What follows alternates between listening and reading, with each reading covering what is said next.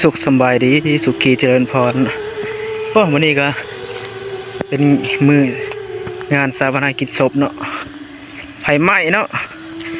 ไฟไหม้ภาษาทางพุ่นขึ้นฮอดปลายเนาะนี่ออกมาจากวัดเนาะอันวัดทางนั้นเนาะวัดห่างจากภาษาเนาะมาเบิ่งไฟไหม้ใครอยู่มันไกลบ้านอยู่เนาะประมาณ100 เมตร100 เมตรไฟไหม้ควายไฟคือมัดอย่างนี้ฮะอ๋อทางนั้นขึ้นฮอดปลายไหม้นะทางนั้นเนาะนี่มาเบิ่งทางไหม้ลายทางนี้คุณขึ้นจะปลายไหม้บนไฟ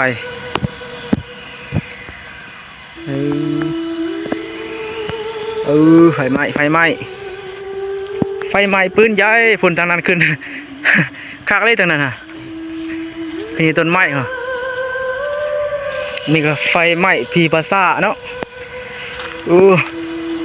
เกิดจากการหาจุดแหละจุดพีเนาะหรือว่าจุดศพเนาะเห็นไฟลามเนาะลามตามภาษาเลยเนาะไฟลามยางหุ่นแห้งเลยเนาะเบิดตูดเลยเกียงเอิดเติดเลยนี่เนาะไฟไหม้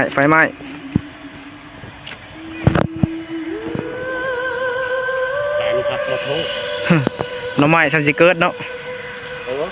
มืดก่อนน้ำไหม้ไหลไฟไหม้มืดก่อนน้ำไหม้ไหลโอ้สิได้กินน้ำไหม้ไหม้ได้เนาะมันโป่งเนาะเนาะไฟไหม้ทางนั้นขึ้นฮอดปลายไหม้ทางนั้นนี่เนาะไฟไหม้ขึ้นฮอดปลายไหม้ทางนั้นทางนี้ก็แห้งเนาะไฟกำลังขึ้นเด้อแปดเติร์ดเลยภาษาบ้านเฮาวันนี้มันฮอดพี่อะไรจังไดวะเนาะมันลามมาทางไหนวะไฟไหม้เด้อนี่ก็บ่ต้องตื่นตระหนกตกใจเนาะนี่คือเป็นการไฟไหม้ป่าช้าเนาะอยู่ป่าเนาะเขตบ้านนอกเขาแหละอยู่ไกลบ้านอยู่บ่เป็นยังเนาะนี่คือป่าช้าเนาะวัดเราจะอยู่ทางพุ่นเนาะนั่นคือวัดเราเนาะยางมาประมาณ100 กว่าเมตรเนาะนี่ก็มาถ่ายให้เบิ่งซื้อเนาะว่าไฟมันยังเนาะนี่คือไฟไหม้ป่าช้าเนาะหุ่นแหงเลยเนาะไฟไหม้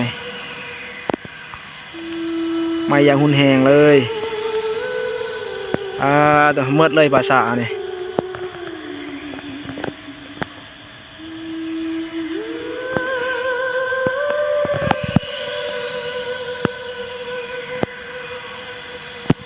คลิปนี้ก็ขอจบเพียงเท่านี้เนาะขอเจริญพร